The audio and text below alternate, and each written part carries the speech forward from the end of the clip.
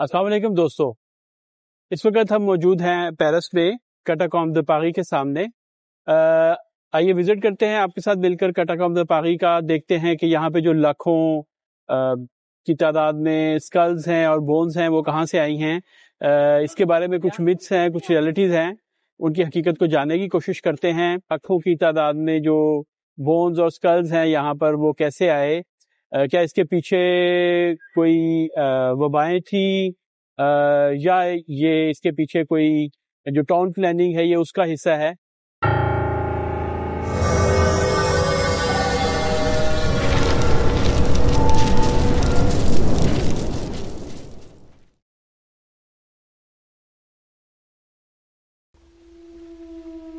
ये किसी horror film का सीन नहीं है, बल्कि ये है कैटाकॉम्ब दे पारी। यहाँ पर तकरीबन 6 मिलियन अफराद के स्कल्स और बोन्स को लाकर रखा गया है।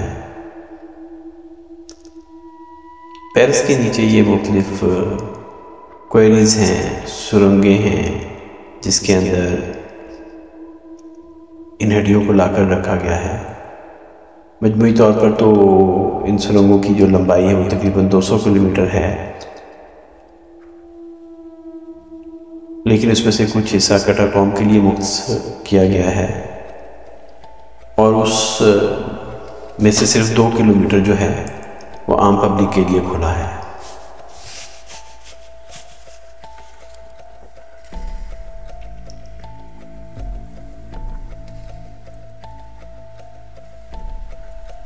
इन सुरंगों में जो ये हड्डियाँ लाकर रखी गई हैं उसका आगाज़ जो है वो 18वीं सदी में होता है। 1784 से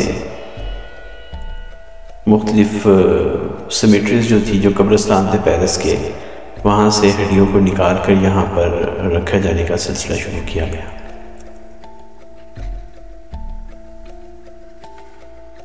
ताहम ये सुरंगें जो हैं ये तकरीबन 1000 साल से पेरिस के नीचे मौजूद हैं।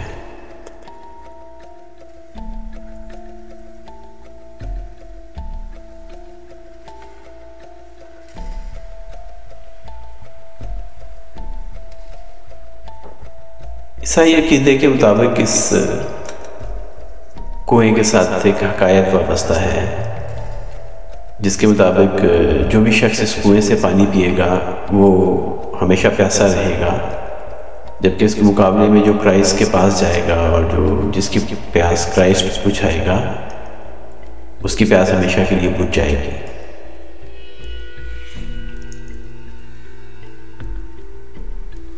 ये कहना कि अचानक एक वबा के नतीजे में पेरिस के अंदर एक बड़ी तादाद जो थी वो लुकमा अजल बन गई, मौत का शिकार हो गई, तो ये गलत है।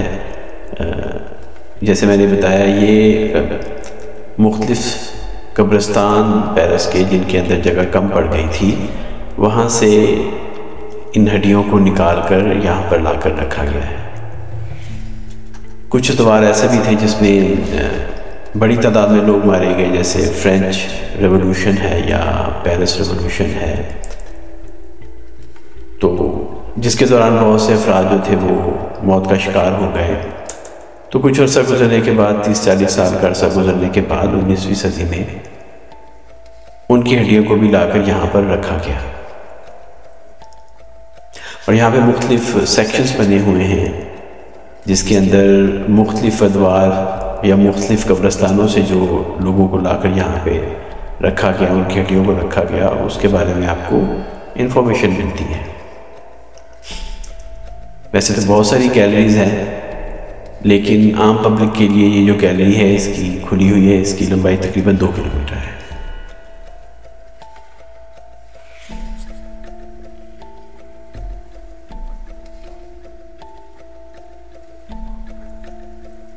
ऐसे भूत प्रीत की दास्तानें इन गैलरीज के साथ वाबस्ता नहीं है, इन हड्डियों के साथ, इन बोसीदा हड्डियों के साथ। ताहम जिंदा इंसानों के जो वाक़यात हैं वो अक्सर मिलते रहते हैं। इसी किस्म की सुरंगों में से एक सुरंग में साल 2004 में जो अथॉरिटीज़ थी, जो पुलिस थी, उसको एक सिनेमा घर की मौजूदगी का पता चला था।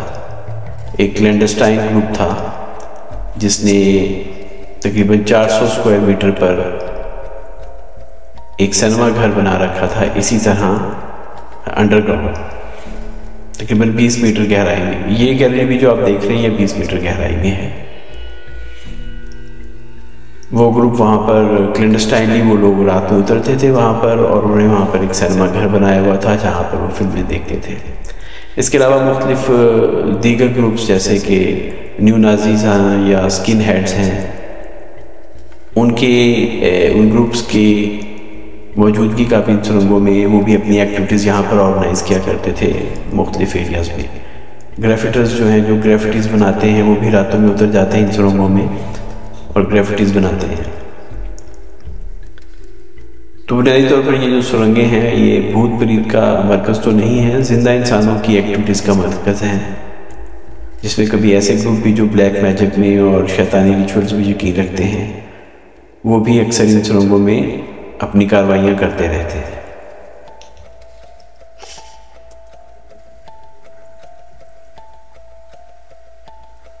लेकिन यकीनन इन सुरंगों में बग़ैर इंफॉर्मेशन के या अकेले उतरना और उसके बाद बाहर आना बहुत मुश्किल अमल है। तो जो ये ग्रुप्स जिनको हम कैटाफील्स बोलते हैं फ्रेंच ज़बान में, वो बाकायदा ग्रुप्स होते हैं, एक से ज़्यादा अफराद पर मुश्तमिल होते हैं। उनमें माइनर्स भी होते हैं जो माइनिंग से सिर्फ वाबस्ता लोग हैं, वो भी अक्सर इन जगहों पर फोटोग्राफर्स प्रोफेशनल फोटोग्राफर्स उतर जाते हैं इन सुरंगों में।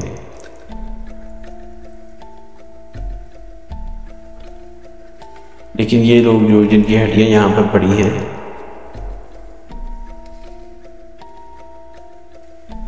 ये ऐसी किसी भी कार्रवाइयों में शामिल नहीं है।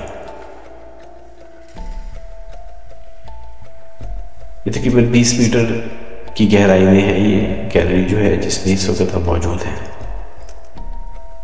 आप इसको विज़िट कर सकते हैं, लेकिन उसके लिए आपको एडवांस में बुकिंग करवाना होगी, क्योंकि बड़ी तादाद में लोग इसको विज़िट करने आते हैं और अक्सर टिकट्स अवेलेबल नहीं होती। कम से कम 2 हफ्ते पहले आपको बुकिंग करवा लेनी चाहिए।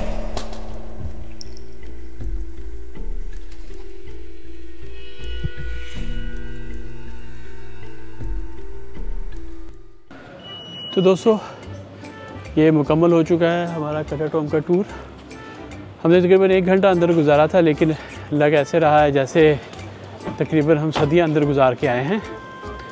अच्छा एक्सपीरियंस है। आपको पेरिस की हिस्ट्री के बारे में, पेरिस के आर्किटेक्चर को समझने में भी मदद मिलती है, और साथ साथ वो जो मिथ्स बनी हुई हैं कि पता नहीं यहाँ पे कोई बहुत बड़ी वबा आ गई थी, लाखों लोग मर गए थे जिनकी हड्डियाँ यहाँ पर दफन करनी पड़ी। तो इस प्रोग्राम में उम्मीद करता हूँ कि आपके ये आइडियाज़ भी क्लियर हो चुके होंगे।